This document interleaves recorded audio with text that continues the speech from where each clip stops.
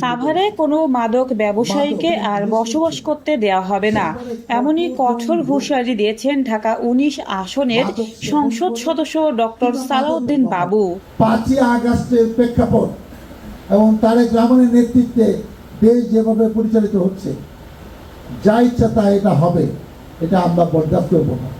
অমুকে শেল্টার দিবে, ঢাকার থেকে অমুকে বলবে, আর সাভারের মানুষের ক্ষতিগ্রস্ত হবে, এই ফর্মুলা সাভারে আমরা চলতে দুপুরে সাভার সাব রেজিস্ট্রার অফিসের সামনে দলিল লেখক কল্যাণ সমিতির নবনির্বাচিত কমিটির অভিষেক অনুষ্ঠানে যোগ দিয়ে তিনি এই হুঁশিয়ারি দেন। এ সময় তিনি বলেন, বাজেট এবার অনেক ভালো হয়েছে।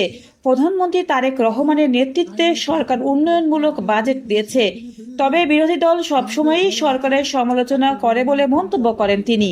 আরও বলেন, সাভার সাব রেজিস্ট্রার অফিসে এখন হয়রানি ছাড়াই সেবা পাচ্ছেন সাধারণ মানুষ এবং দ্রুত ও স্বচ্ছভাবে দলিল কার্যক্রম সম্পন্ন হচ্ছে। অনুষ্ঠানে উপস্থিত ছিলেন সাভার উপজেলা বিএনপির সাবেক সভাপতি জামাল উদ্দিন সরকার, ঢাকা জেলা বিএনপির সাবেক যুগ্ম সাধারণ সম্পাদক শরীফুল আলম সহ স্থানীয় নেতৃবৃন্দ।